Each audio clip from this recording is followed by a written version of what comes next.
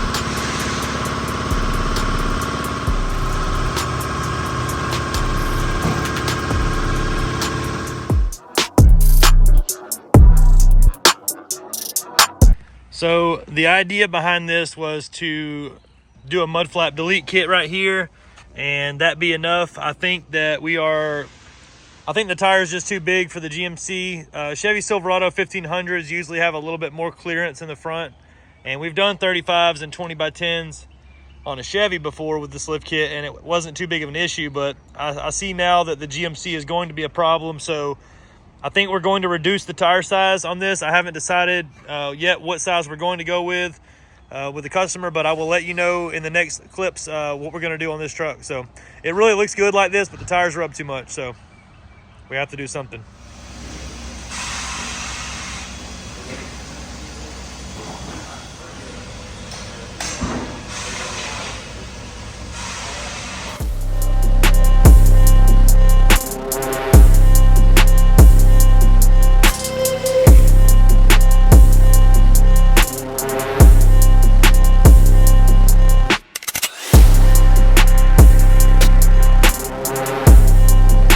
Sierra AT4 ready to go.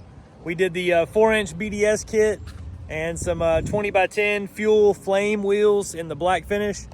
We did a 35 1250 originally in this video. You saw that. And after we got the tire on the truck and we went to go look at where we were going to have to cut, we decided to go back with a smaller tire. So we went with the 285 60/20. This is like a 34-inch tall tire. It's a little bit shorter. It allows us to not have to cut a whole bunch of this, like the front bumper and stuff on the truck. So that's what we ended up doing on this truck.